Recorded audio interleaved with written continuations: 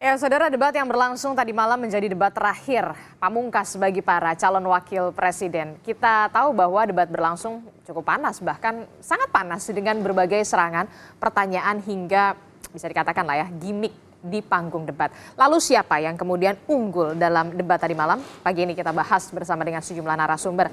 Di antaranya sudah ada Pak Surya Chandra yang bergabung di studio dari juru bicara Timnas Amin. Selamat pagi, Assalamualaikum Pak Surya. Assalamualaikum, makasih Mbak. Dan juga ada dari TKN Prabowo Gibran, Mas Billy Mambrasar, juru bicara TKN Prabowo Gibran yang bergabung melalui sambungan Zoom. Selamat pagi Mas Billy. Selamat pagi, saya sedang menuju ke studio.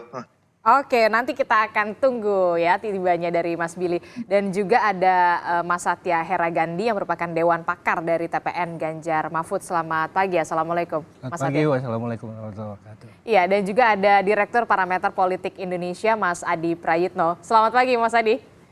Selamat pagi, Adisti. Nggak bangun kesiangan ya gara-gara nonton debat semalam. Debatnya cukup seru ya, Mas Adi ya. Oke, kita langsung ke pasangan tim sukses dari pasangan calon Anies Muhaimin ya. Kalau kita melihat debat semalam, satu kata untuk Muhaimin Iskandar. Seperti headline Kompas ya, tingkat kematangan sikap kelihatan sekali dari semua para capres, cawapres ya, dan kami bangga Caimin keluar aslinya. Jadi kita sebut kalau di medsos itu El Selepet sekarang. Udah resmi dia jadi El Selepet. Tinggal nunggu videotronnya dibuatin anak-anak K-pop itu. Dan buat kita memang penting sekali debat ini supaya masyarakat bisa melihat bagaimana pemimpin itu dalam situasi terdesak ya. Harus menjawab cepat, pemahaman konten, tidak menyebutkan atau meracau dengan istilah-istilah yang rumit yang dia sendiri kemudian suruh menjelaskan tidak bisa, seperti greenflation itu.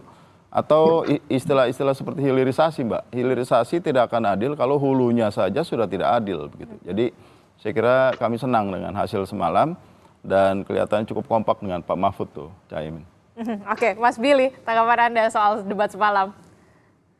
Kalau kita melihat secara rata-rata di survei beberapa stasiun TV ya, itu sentimen positif terhadap penampilan Mas Gibran itu malah baik gitu. Termasuk pada saat saya diundang ke salah satu stasiun TV, salah satu analis media menunjukkan angka diskusi pasca debat yang menunjukkan sentimen positif itu sangat tinggi.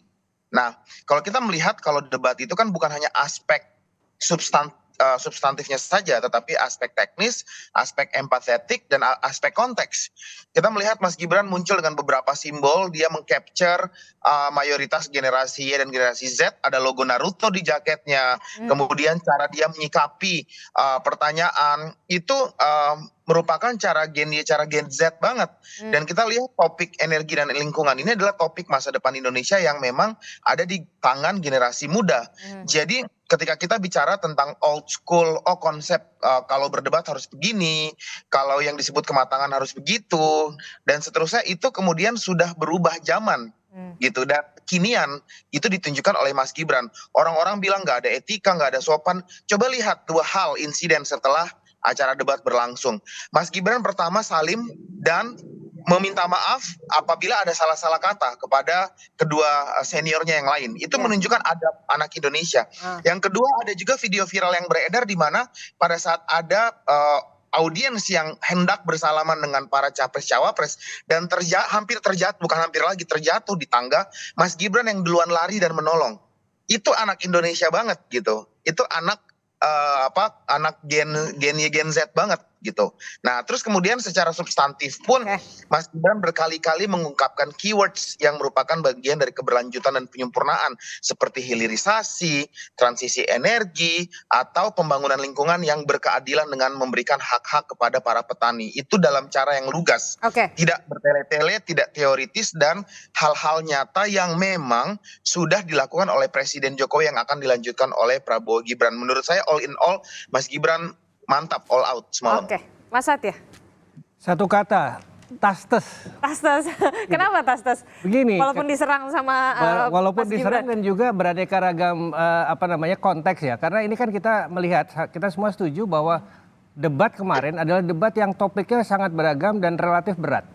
bicara mengenai energi, lingkungan, agraria, pangan, desa, masyarakat adat gitu ya. Ini beragam nih. Tetapi di sini kita melihat bahwa Pak Mahfud yang punya latar belakang seorang hakim. Hakim ini susah Mbak pendidikannya. Kenapa? Karena beliau harus tahu wawasan yang sedemikian luas dan harus mampu untuk mengekstraksi apa-apa saja yang penting dan untuk membuat keputusan yang tepat dan adil. Dan semalam beliau menunjukkan kelasnya beliau dengan menjawab pertanyaan-pertanyaan yang sangat mendasarkan pada aturan-aturan, yang mendasarkan pada realita di lapangan, dan kemudian solusi-solusinya pun itu menunjukkan bahwa diperlukan pemimpin yang kuat, diperlukan pemimpin yang punya wawasan yang memang luas untuk memahami dan kemudian mengeksekusi di lapangan. Itu makanya saya bilang tastes. Tadi kalau kita sudah melihat Mas Adi Pray, kalau dari 01 bilang tingkat kematangan, kalau 02 bilang all out, kalau 03 bilangnya tastes. Nah kalau Mas Adi Prayitno sendiri menangkapnya, mengcapture-nya, semalam itu siapa bintangnya? Adisti, memang memberikan skor dan bintang untuk debat tadi malam itu agak sensitif. Oh, kenapa begitu sensitif? Ya, karena pasti dianggap miring-miring dan condong kepada salah satu calon. Bagi saya debat cawapres itu adalah mirip sebuah panggung teater di mana semua orang itu bisa memberikan penafsiran masing-masing yang saya kira tergantung dengan preferensi politiknya masing-masing. Jadi tentu menurut potong satu yang paling bagus adalah El Selepat ya Gus Muhaimin. Nomor dua tentu pasti mengklaim bahwa Mas Gibran lah yang jadi panggung menguasai keseluruhan. Begitupun dengan kubu pendukungnya Pak Mahfud misalnya, itu menunjukkan ya Pak Mahfud keluar seorang jati dirinya sebagai profesor yang menguasai banyak isu dan banyak bidang. Cuma satu hal yang ingin saya katakan, di antara sekian banyak perdebatan dari awal sampai akhir, hal-hal yang substantif itu kan hilang. Jadi begitu banyak narasi-narasi gimmick yang memang relatively sering muncul tadi malam itu. Tentu ini dimulai dari trigger yang dimainkan oleh Gibran yang dalam banyak hal itu memberikan pertanyaan-pertanyaan yang sebenarnya sulit dan pertanyaan itu harus diulang karena agak sulit untuk dipahami oleh dua paslon yang lain. Misalnya soal greenflation yang disampaikan, itu bukan soal greenflationnya, tapi seakan-akan bahwa Gibran ingin memberikan satu narasi sekelas profesor kok nggak ngerti istilah yang menurut Gibran itu adalah istilah kekinian yang terkait dengan lingkungan hidup. Bukan itu sebenarnya. Kan pertanyaannya adalah bagaimana kita mengatasi iklim yang saat ini cukup ekstrim. Itu kan berdampak secara signifikan buat kehidupan kita, buat petani, buat lingkungan hidup dan seterusnya. Kan sebenarnya namanya debat yang cuma terbatas. Pertanyaan-pertanyaannya terukur dan kemudian saling bersanggahan satu sama yang lainnya.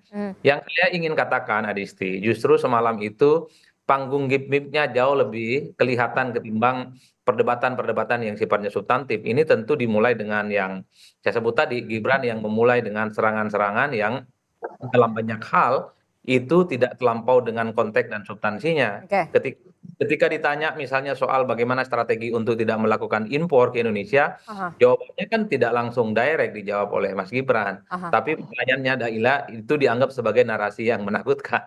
Jadi itu yang menurut saya jauh lebih banyak gimmick ya. Apalagi misalnya banyak statement-statement Gibran terutama yang dinilai pejoratif terhadap calon lain. Jangan gitu dong Gus, jangan tegang, jangan kayak debat yang lain. Prof Mahfud kayaknya masih dendam nih karena diberikan pertanyaan-pertanyaan sulit yang sebelumnya. Itu kan sebenarnya out of context. Itu menurut saya dari malam sampai hari ini yang jauh lebih banyak dibicarakan ketimbang konten dan substansi tentang hilirisasi, tentang digilisasi, tentang sustainability development itu kan nyaris tidak pernah diperdebatkan oleh publik, tapi pernyataan-pernyataan potongan yang dinilai merendahkan, terkesan pejoratif dan buruk kepada calon yang lain, ini kan menjadi perbincangan-perbincangan yang menurut saya sampai saat ini jauh lebih banyak diperbincangkan ketimbang yang lain. Kalau bicara tentang substansi, saya kira Muhaimin Iskandar, Gibran dan Mahfud MD overall cukup confident dan cukup mengakui.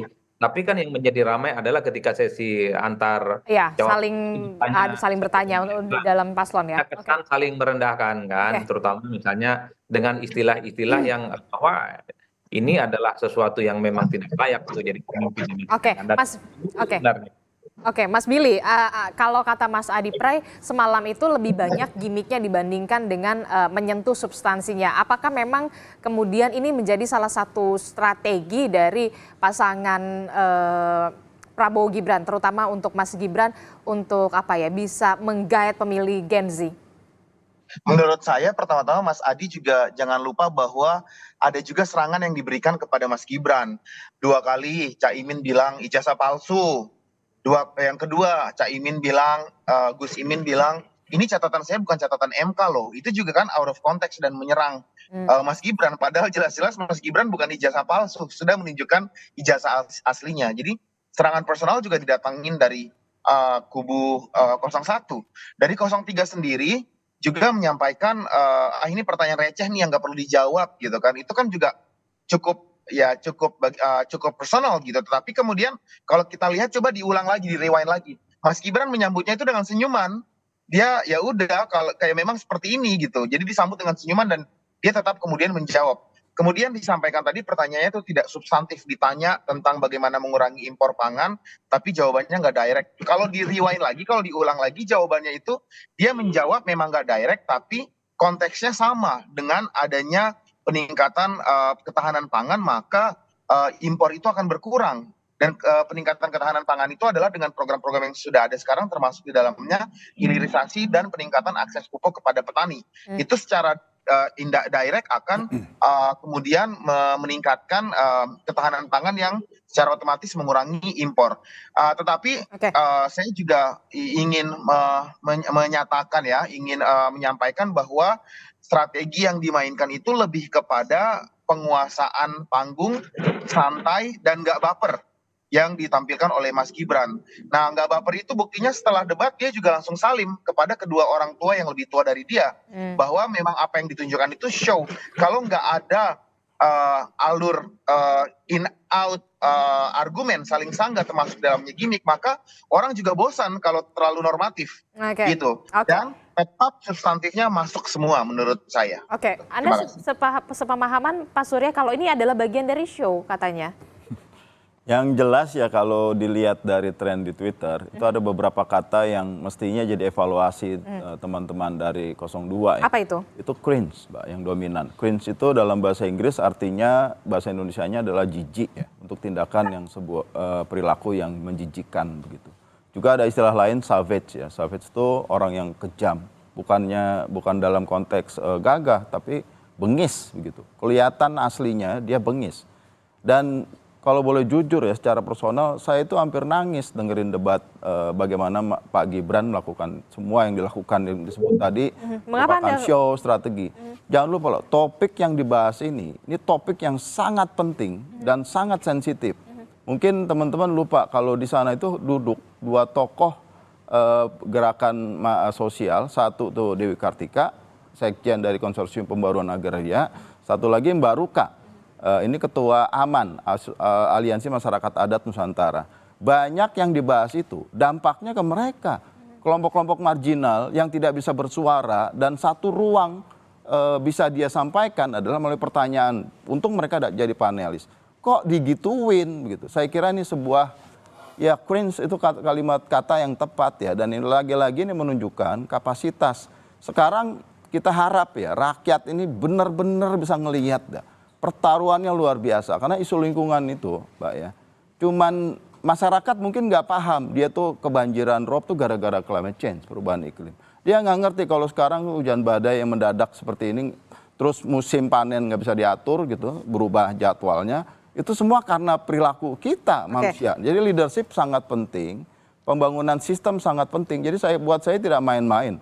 Dan kami sekali lagi senang Caimin bisa menyampaikan konten dan terima kasih Pak Mahfud juga saya kira tadi betul Caimin.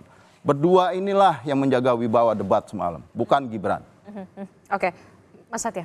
Ya, saya mungkin nggak akan menanggapi urusan ininya ya, serangan personalnya. Tapi begini, ketika kita bicara mengenai green inflation atau greenflation yang disampaikan oleh Mas Gibran, mestinya kita mencoba melihat apa sih sebenarnya dan bagaimana Mas Gibran juga merespon jawabannya.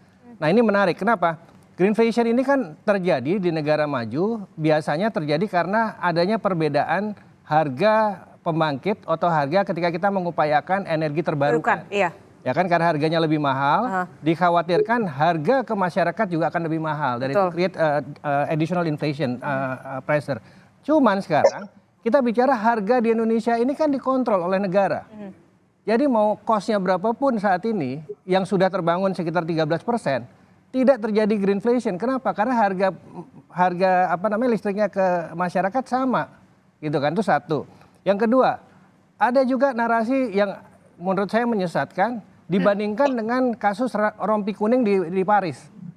Iya, kalau saya tidak salah memahami, kemudian kenapa greenflation yang diminta, karena yang ditakutkan, yang dikhawatirkan adalah terjadinya gerakan rompi kuning di Prancis ya, sampai memakan korban itu ya. Betul. Nah, saya ingin menjelaskan bahwa gerakan di Prancis itu kan terjadinya karena adanya protes terhadap harga diesel yang dipenalti untuk membiayai renewable energy gitu ya. Nah, permasalahan utamanya dengan greenflation ini tadi, kondisi kita berbeda. Ada menyebut kenapa bisa berbeda dengan yang terjadi di... Satu, karena di sini untuk membangun saat ini kita melihat bahwa apapun yang dibangun renewable pembangkitnya, harganya ke masyarakat tetap sama. Kita tidak mengenal adanya perbedaan harga seperti yang terjadi di luar negeri. Harga renewable energi listriknya lebih mahal. Harga fosil listriknya lebih murah atau sebaliknya gitu. Itu kita nggak punya. Kita semua harga ke masyarakat sama. Oke, tapi untuk jawaban Prof. Mahfud sendiri kemudian ditanggapi oleh Mas Gibran ini, jawabannya di mana ya? Itu yang kemudian menjadi viral, Mas Satya. Dan akhirnya kemudian Prof. Mahfud tidak mau menjawab lagi. Itu bagaimana jawaban Anda? Kalau itu kan personal ya. Maksud saya begini. Prof. Mahfud sudah menjawab bahwa menjelaskan bahwa di dalam ekonomi hijau memang ada cost yang lebih tinggi. Dan cost yang lebih tinggi ini kalau dikhawatirkan menjadi greenflation, ini yang disampaikan walaupun mungkin tidak sepenuhnya disadari oleh banyak teman, karena ini kan istilah baru gitu ya. Betul. Yang membuat Prof. Mahfud merasa dia udah menjawab nih gitu. Karena begini juga Mbak, harga pembangunan energi terbarukan di Indonesia dengan di luar negeri ini makin lama juga akan makin berbeda. Kenapa? Karena di sana SDM-nya lebih mahal untuk membangun itu. Di sini panel surya dan lain sebagainya semakin murah sebenarnya. Jadi makanya ketakutan akan adanya greenflation itu sebenarnya ketakutan yang kurang lebih pada saat ini nggak perlu diperhatikan dulu gitu. Kecuali kalau seandainya transformasi industri energi dalam hal ini PLN dan lain sebagainya itu dilepas, di mana harga itu menjadi berbeda-beda sesuai dengan pembangunannya. Oke, Mas Billy, singkat saja menanggapi Mas Satya. Ya, pertama adalah saya agak sedih juga melihat 01 melakukan over antagonism. Over antagonism itu membuat Gibran dalam posisi antagonistik sekali. Padahal tidak seperti itu. Jadi ya hyperbolik yang akan menyesatkan masyarakat dan menokohkan Gibran sebagai sosok yang tadi antagonistik. Padahal sudah saya jelaskan, pasca debat pun Gibran menunjukkan adabnya sebagai anak Indonesia dengan salim, meminta maaf, kemudian juga membantu orang yang terjatuh. Jadi ya ini tidak benar. Kemudian greenflation itu ada komponen-komponen yang kurang yang dijawab tadi dari Narsum 03. Jangan lupa bahwa Mas Gibran menyentuh adanya RUU EBT yang sedang revisi dan digalakan, ditambah juga ada revisi undang-undang turunan lain atau undang-undang dalam konteks yang sama seperti revisi undang-undang migas, di mana ada kata kunci seperti subsidi dan insentif yang akan membuat over cost dan over inflation itu kemungkinan tidak akan terjadi. Tadi beliau 03 sudah menjawab bahwa human resources kita yang banyak dengan harga yang relatif lebih murah, dan jangan lupa bahwa banyak sekali sumber-sumber energi baru terbarukan di kita yang adalah yang terbesar di dunia. Seperti geothermal sempat disinggung juga oleh Mas Gibran, dan komponen-komponen ini akan membuat situasi kita berbeda dengan situasi luar negeri dalam hal greenflation yang tadi disampaikan. Jadi sekali lagi all in all saya menolak atau keberatan ketika melakukan over antagonism dari Mas Gibran, karena sejatinya beliau tidak seperti yang digambarkan oleh 01 tadi. Terima kasih. Oke, kalau katanya Mas Billy jangan over antagonism begitu ya. Itu yang yang disampaikan oleh Mas Billy. Untuk jawaban dari Mas Surya sendiri seperti apa? Jangan dijawab dulu. Saat lagi tetap bersama kami di Sapa Indonesia Pagi. Terima kasih Anda masih bersama kami di Sapa Indonesia Pagi. Saudara, kita masih membahas topik debat semalam yang kemudian masih berjalan panas begitu ya sampai di pagi hari ini, rada-rada hangat-hangat begitu ya. Mas Surya, kalau tadi Mas Billy mengatakan jangan seperti itulah, jadi kayak over antagonism. Yang tadi Mas Adi Pray sudah sampaikan ya di depan kan, siapa sebenarnya yang memulai, siapa yang mengajak debat atau membuat kualitas debat menurun seperti itu. Kita harus bersyukur Cak Imin dan Pak Mahfud tidak terprovok ya untuk melakukan hal yang sama. Jadi saya kira justru Gibran sendiri yang melakukan itu. Dan rakyat sekali lagi akan melihat sikap atau tingkat kematangan sikap yang sejati ini kelihatan. Itu yang paling penting. Dan kami harap kami akan sebarkan informasi ini kemana-mana. Barangkali juga dari teman-teman dari 02 juga akan melakukan ya dengan versinya. Tapi intinya adalah rakyat berhak tahu kematangan sikap seorang calon pemimpin itu seperti apa dalam situasi itu. Dan satu poin yang saya kira penting sekali disampaikan oleh Cak Imin ya, soal dia sebut tobat ekologis gitu. Itu kan istilah yang sangat penting dan menarik buat saya karena ada semacam pengakuan secara jujur kita semua ini berdosa gitu loh terhadap lingkungan hidup, terhadap bumi ini. Eksploitasi berlebihan, hilirisasi yang diulang-ulang. Mungkin karena nggak ngerti juga konteksnya apa ya. Hulunya aja masih tidak adil, hilirisasi seperti apa yang kita harapkan nantinya. Jadi hal-hal gitu miss gitu loh dalam diskusi. Untungnya lagi-lagi Cak Imin dan Pak Mahfud balikin ke situ. Coba menjawab secara content wise. Bagaimana pentingnya etika, kan pertobatan itu mengandalkan ada etika. Kemudian perubahan sikap Mbak dari situ. Jadi ada saya mengaku dosa dan berjanji tidak akan berdosa lagi pada bumi ini. Nah isu begini yang berdampak paling besar itu ya pada kelompok marginal. Kelihatannya miss di Gibran. Dia nggak mikirin itu. Dia cuma pengen tampil show, mau kelihatan cerdas, dan malah terbalik begitu. Dan ini saya kira satu peristiwa yang sangat penting akan dicatat panjang dalam sejarah kita. Debat kemarin itu. Oke, Mas Adi Prayitno melihatnya bagaimana? Apakah ini kita bisa melihat sesuai dengan harian Kompas di headline ini tingkat kematangan semakin terlihat begitu? Apakah malah justru pemilih malah bingung, jadi makin bingung ini gimana ya deliver gagasannya seperti apa begitu? Ya, di kita itu kan soal bagaimana cara berdebat menjadi satu variabel yang seringkali diukur juga, Adisti. Bukan hanya soal apa yang disampaikan, bukan hanya soal substansi dan gagasan ya. Tapi cara bagaimana berdebat itu juga dari pertama sampai yang semalam itu juga dilihat. Hanya mesti menghindari hal-hal yang sifatnya atau ada istilah lain yang disebut dengan ad hominem itu. Hindari substansi perdebatan tapi menyerang karakter personal. Ini yang beberapa kali kemudian kita temukan dalam debat-debat semalam. Betul memang Cak Imin itu menyebutkan ada istilah etika, keberlanjutan kekuasaan, menang, kemudian tentang ijazah palsu dan seterusnya dan seterusnya. Tapi Muhaimin Iskandar mengatakan itu setelah dipancing sebenarnya dengan jangan-jangan contekannya nggak benar dari Tom Lembong gitu ya. Itu kan berapa kali diulang gitu dong Gus. Jangan tegang seperti debat yang sebelumnya. Menurut saya itu kan tidak terlampau penting untuk disampaikan. Tinggal direct kepada pertanyaan. Ketika ditanya tentang bagaimana masyarakat kita itu gemar kembali bertani, tidak berbondong-bondong ke kota, kan tinggal dijawab. Bagaimana cara mensejahterakan petani? Saya kebetulan petani, kan sederhana. Pupuknya tersedia, kalau kemudian dia panen ada yang mau membantu. Sehingga mereka itu tidak terlampau tertarik eksodus ke Jakarta. Atau misalnya Pak Mahfud itu sama sekali tidak pernah bicara hal-hal yang sifatnya saya sebut ad hominem itu. Pak Mahfud kan terpancing juga akhirnya. Di mana tuh pertanyaannya kok ngawur dan nggak jelas. Itu karena misalnya dipancing dengan istilah Pak Mahfud juga dicari-cari di mana letak jawabannya. Yang saya katakan, kalau ada pertanyaan-pertanyaan memang tidak sesuai dengan yang disampaikan, mestinya tunggal dibantah. Misalnya tentang greenflation, Pak Mahfud bukan itu konteksnya. Yang saya maksud adalah bagaimana ini masa depan ekologi di Indonesia kalau tidak diseriusi akan memancing protes-protes seperti yang terjadi di Prancis.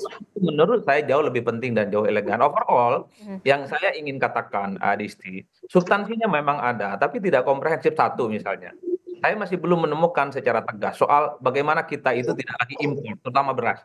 Minimal setahun, 2 tahun, 3 tahun. Memang ada target dalam debat itu. Kalau saya jadi wakil presiden, 4 tahun Indonesia swasembada pangan dan tidak akan impor lagi, itu bagus. Termasuk soal green energy, renewable energi itu kan dari dulu sejak tahun 2000 sampai sekarang nggak selesai. Apa yang kita banggakan loh, ketergantungan kita terhadap energi fosil sampai sekarang nggak kelar-kelar kok. Emang ada energi panas bumi, emang ada yang mengupayakan soal nuklir sebagai energi kita, nggak ada. Geotermal mana, tata surya mana, air mana, nggak ada. Ini 20 tahun loh ceramah ini sering kita dengar, tapi nggak ada. Oleh karena itu mestinya debat semalam itu mengatakan kalau saya jadi wakil presiden, 5 tahun yang akan datang, investor datang ke Indonesia untuk membangun energi terbarukan di luar di energi fosil. Kan itu mestinya yang kita tangkap sebenarnya. Jadi maksud Anda belum ada yang kemudian mencapai kata solusi begitu? Tidak ada solusinya yang konkret, tidak ada. Termasuk soal ketergantungan kita terhadap energi fosil. Sampai kapan ya industri kita ini minimumnya BBM? Sampai kapan misalnya kita itu akan tergantung pada energi yang mungkin 20 sampai 25 tahun ke depan akan habis. Oleh karena itu energi terbarukan yang sering kali didebatkan itu yang ancamannya juga terkait dengan lingkungan, siapa yang memulai? Sampai hari ini kita sudah ganti presiden, tidak ada yang menseriusi. Satu, ini kan cost-nya banyak. Yang kedua, teknologinya berat. Yang ketiga, nggak ada investasi. Jangankan IKN gitu ya, orang mau investasi dalam sektor renewable energy itu nggak ada. Mungkin ada tapi sedikit. Oke. Energi panas bumi, memang kita punya resource-nya. Tapi ada nggak di Indonesia energi panas bumi yang kita pakai untuk supply kebutuhan warga sehari-hari? Nggak ada, Adisti. Bicara tentang ketahanan pangan. Oke. Yang tanam singkong sama jagung, mayoritas orang Indonesia itu makannya beras, bukan singkong dan jagung. Ini nggak ada solusi gitu loh. Oke. Jadi yang muncul adalah mana nih jawabannya, ya kan? Oke, Mas Satya, kalau Mas Ya. Adi saja bingung mana jawabannya, solusinya mana Baik. seperti apa? Jadi begini, ini memang banyak betul yang Mas Adi sampaikan, banyak sekali kedalaman daripada isu-isu yang dibahas itu masih belum sampai pada substansi yang level implementasi. Kenapa? Karena waktunya kurang. Kalau Anda kita melihat waktunya kurang? kurang sekali. Itu isunya banyak sekali. Kalau kita bicara energi misalnya, energi terbarukan. Ini kan salah satu masalahnya adalah pemerintah baru saja menurunkan nilai capaiannya 13%, 17%. Padahal target sebelumnya 23%. Berarti turunannya lagi di belakangnya ada kemunduran lagi nih. Net zero-nya nanti akan geser ke berapa? Tahun berapa? Mungkin 2060. Lalu kemudian kita bicara mengenai PLTU. Itu PLTU sampai kapan akan digunakan gitu ya? Kalau itunya mundur. Lalu kita bicara mengenai penambahan bauran energi terbarukan itu sendiri. Ini kan kita memerlukan satu narasi teknokrasi yang penting bahwa ketika ini energi terbarukannya naik, base load-nya pakai apa ini, gitu kan? Tadi malam nggak ada yang bicara base load, ada yang bicara mengenai geothermal, ada yang bicara lain-lain. Tetapi kita harus membedakan antara base load dengan peak. Dan ini yang kita harus pikirkan sekarang. Dari sisi kami, dari sisi Ganjar Mahfud, kita melihat bahwa untuk melakukan insentif pada EBT itu, mau nggak mau kita harus melakukan yang namanya incentivize di demand. Jadi masyarakat yang harus diincentivize supaya nanti demand-nya itu diperlukan sehingga supply-nya itu industri akan ikuti sendiri gitu ya. Nah, ini satu hal. Di hal lain seperti impor pangan yang tadi kata Mas Hadi belum ada solusinya, sebenarnya kita punya regulasi yang memang harus diperbaiki gitu. Ada regulasi 23/2014 UU 23/2014 yang mengatakan bahwa kewajiban pertanian itu kewajiban pemerintah pusat. Pemerintah daerah ini merupakan sebuah pilihan gitu. Nah ini harus dirubah nih wordingnya. Kenapa? Kalau nggak gitu pemerintah daerah seolah-olah tidak memiliki tanggung jawab dan kewajiban. Nah ini implementasi teknis yang harusnya tadi malam ada waktu lebih untuk dikemukakan ketimbang kalau kita bicara mengenai gimmick-gimmicknya saja gitu. Begitu Mbak. Oke, itu tadi yang kemudian menjadi penjelasan dari Paslon 03. Kita juga mengucapkan selamat datang akhirnya Mas Billy datang juga ke studio setelah melewati kemacetan ibu kota begitu 2 jam. ya. 2 jam Mas Billy bilang. Nah Mas Billy, ini kan kalau tadi kita menyambung dialog kita di pagi hari ini, tadi Mas Adi Prayitno mengatakan sebelumnya belum ada yang kemudian menyentuh bahkan sampai ke solusinya soal energi terbarukan, soal geotermal dan segala macamnya memang sudah digaungkan begitu ya, tapi solusinya sampai sekarang belum ada nih katanya Mas Billy. Nah kebetulan saya sendiri praktisi energi sebelum bergabung ke pemerintah. Jadi ketika saya diundang untuk memberikan seminar, which is kasus yang banyak mungkin atau kesempatan yang banyak dimiliki oleh Mas Adi, ya kita diberikan seminar sesuai dengan ekspertis kita, memberikan pengamatan durasinya 1 jam, durasinya 2 jam kuliah umum Sarasehan, enak, gampang. Tetapi bayangkan kita berada dalam situasi di mana kita cuma diberikan 1 sampai 2 menit untuk mendeliver sebuah substansi yang sangat-sangat berat, teknokratis dan tidak membumi, tidak semua masyarakat bisa mengerti dan memahami. Dan menurut saya ketiga cawapres semalam mampu membawakan substansi dalam keterbatasan waktu tersebut dengan baik. Jadi kita juga tidak bisa menyalahkan kata komentar Mas Adi tadi. Gak ada tuh yang keluar geothermal, tidak ada tuh teori-teori atau penjelasan yang sangat mendalam dalam waktu debat semalam karena memang durasinya terbatas dan Jadi mereka harus. jadi Anda Iya. melihat durasi ini juga menjadi concern yang menjadi bisa dikatakan faktor yang kurang juga untuk mendeliver sebuah gagasan. Menurut saya ini menjadi tantangan yang kemudian Mas Gibran all out dalam waktu 2 menit menjelaskan hilirisasi. Dalam waktu 2 menit menjelaskan bagaimana transisi energi. Dalam waktu 2 menit beliau menjelaskan bagaimana hak-hak petani akan diberikan melalui subsidi pupuk dan revisi undang-undang dan yang lain-lain. Menurut saya fair. Nah, saya bukan hanya melihat over antagonism di sini, tetapi pengeroyokan massal juga ya. Dan dari kubu 001 Emang dikeroyok dan sama siapa? kubu 01 dan kubu 03. Tadi kan kata Mas Surya Chandra bilang, tunggu aja nanti 03 juga akan keluarin nih postingan-postingan yang mengkritisi dalam tanda petik perilaku Mas Gibran. Menurut saya ini juga harus lebih fair bahwa over antagonism terhadap Mas Gibran dan memojokkan dari kedua belah pihak juga tidak fair. Oke, Mas Surya. Yang jelas ya, terus-menerus kita bisa melihat bahwa Caimin, juga saya kira Pak Mahfud, ini bukan karena, ini ada persoalan yang sangat elitis tuh sebenarnya. Tapi saya melihat kemarin kenapa ya 01 sampai 03 tuh kebanyakan setujunya begitu loh. Ya karena memang yang 02-nya ngaco banget, Mbak. Maaf ya Mas ya, Mas sorry nih Mas. It's okay. Kita tuh sedang bicara hal yang rakyat di Papua hidup di hutan, tapi dia sendiri nggak menikmati hutan itu.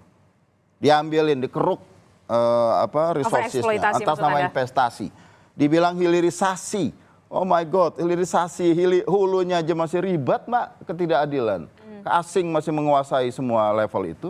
Terus kita bicara hilirisasi buat siapa begitu. Jadi maksud Anda Jadi harusnya masyarakat adat itu seperti tidak ada jadi penting. Dan itulah yang bagi kita mestinya memicu cringe tadi itu kata yang paling tepat ya.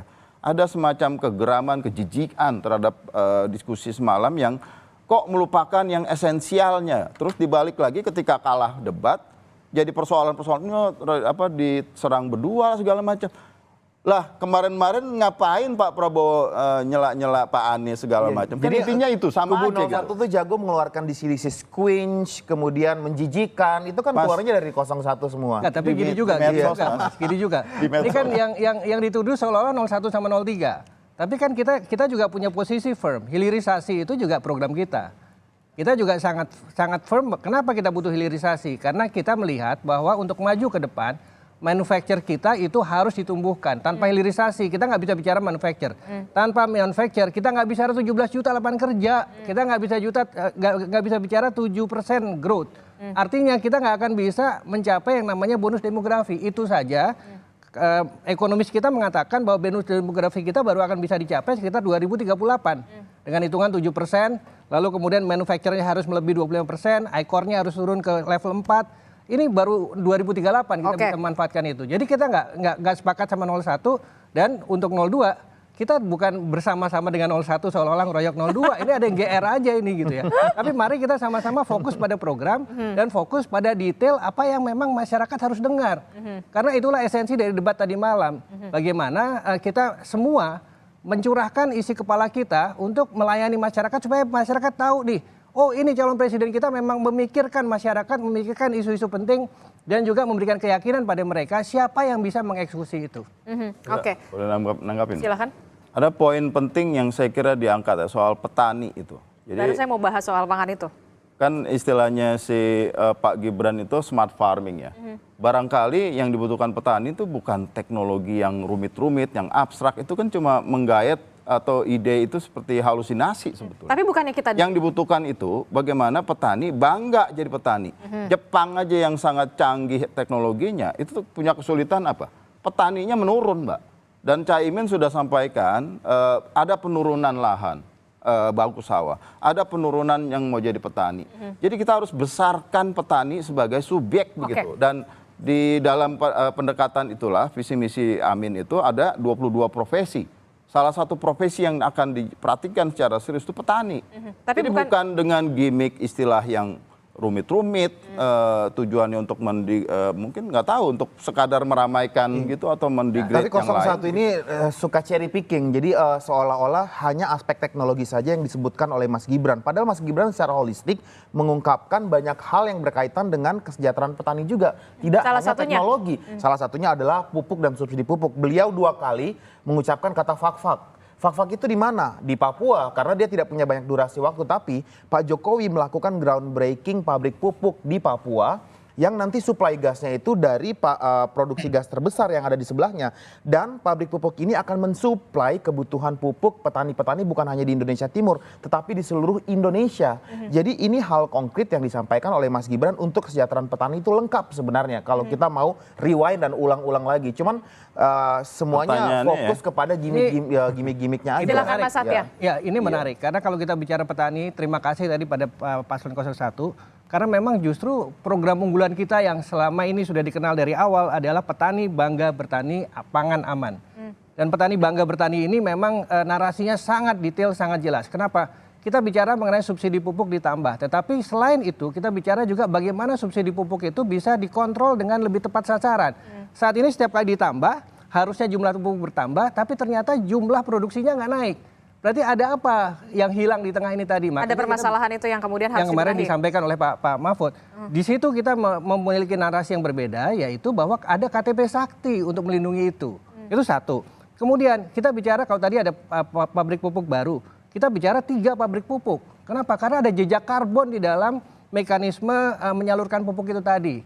Pada saat transportasi yang tidak ramah lingkungan dilakukan untuk mengantar pupuk tadi ke masyarakat, itu ada jejak karbonnya juga. Dan kalau kita bicara lingkungan dan pertanian, ya itu harus kita pikirkan. Terakhir mengenai petani ini, kita bahkan sampai memikirkan lebih lanjut. Kenapa? Permasalahan utama petani itu ketika mereka mulai tanam, mereka butuh dana, Mbak.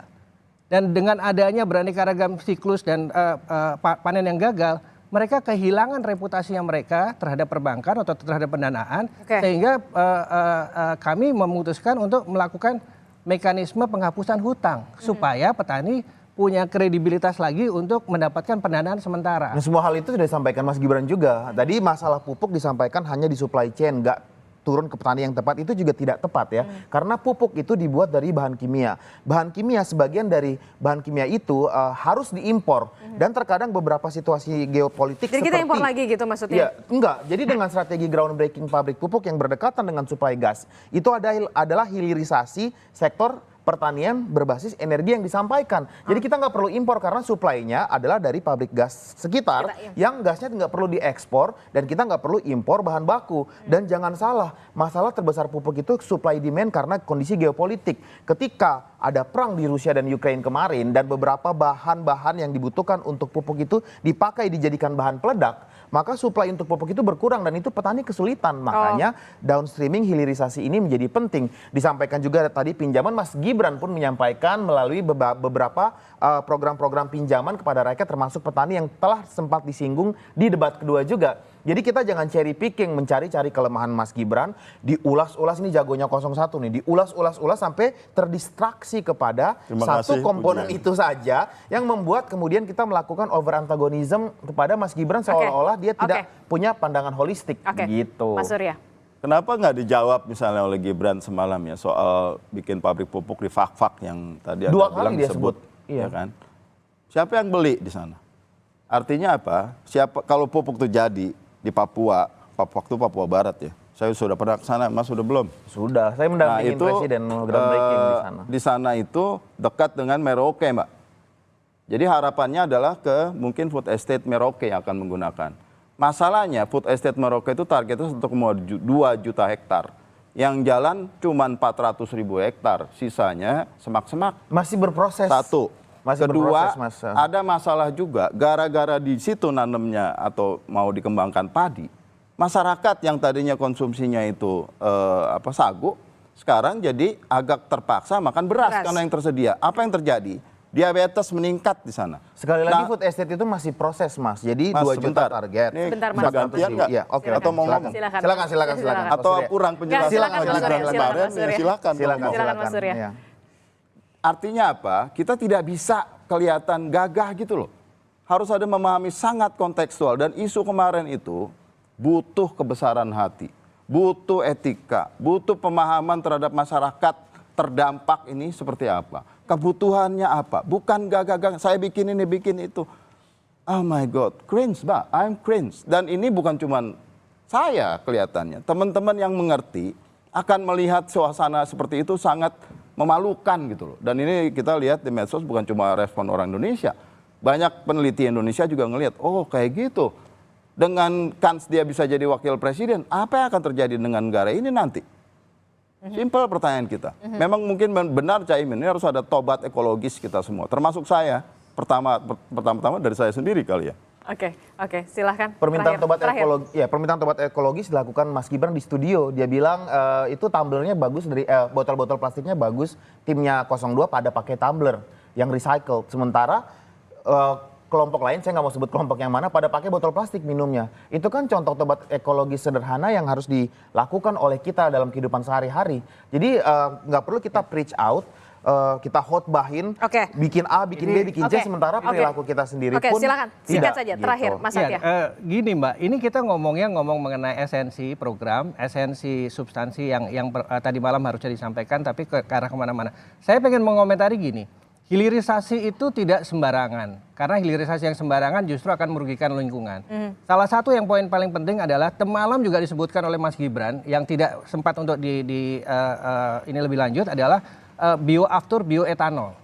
Pada saat pembuatan bioaftur atau bioetanol tepatnya, itu membutuhkan karbohidrat untuk dibikin. Nah sekarang pangan kita saja bermasalah. Kok ngomongnya bioetanol? Nanti terus gimana dong? Jadi bahan bakar ini karbohidrat yang harusnya dimakan. Gitu.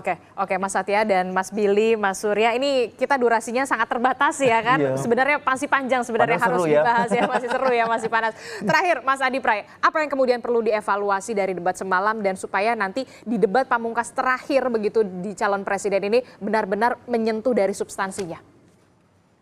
Pertama tentu karena waktu debat itu sangat sempit, 1 menit, 2 menit, 3 menit, 4 menit, jadi jawabannya harus fokus pada pertanyaan. Jadi pertanyaannya pun juga harus mengarah pada tema debat. Jangan lagi diulang untuk menyampaikan sesuatu yang tidak ada kaitannya dengan perdebatan, sehingga muncul apa yang disebut dengan gimmick-gimmick itu. Jadi waktu yang tersedia mestinya dimaksimalkan. Kalau ada jawaban yang kemudian tidak sinkron dengan pertanyaan, tinggal dibantah. Bukan itu maksud dari pertanyaan. Kan ini penting sebenarnya untuk menghindari bahwa per hari ini yang dibicarakan adalah soal gimmick-gimmick semalam, ya tentang apalah macam cari jawaban gitu ya, kemudian dikatain tentang oh ini ijazah palsu dan seterusnya. Bagi saya nggak produktif jadinya. Nah, yang kedua tentu dalam sisa debat yang menurut saya pamungkas nanti antar capres, saya tentu berharap Mbak ya, orang kayak saya ini kan orang Madura dan to the point, misalnya soal pangan. Udahlah kalau saya jadi presiden, 5 tahun ke depan Indonesia haram hukumnya impor beras. Dan kita Jadi ada targetnya begitu ya kalau menurut Anda seharusnya. Termasuk juga sumber uangnya dari mana begitu Mas Adi? Betul, biar kelihatan jadi presiden itu bukan hanya semacam orang yang sedang berdiskusi di forum-forum ilmiah ataupun di kelas yang masih butuh proses yang panjang. Yang kedua tentang misalnya renewable energy. Dari dulu kok kita mendengarkan pidato-pidato dan diskusi-diskusi ini, tapi per hari ini misalnya, siapa yang mencoba untuk menginisiatifi tentang energi panas bumi? Siapa yang investasi, high teknologi, high cost dan seterusnya? Nggak ada Mbak.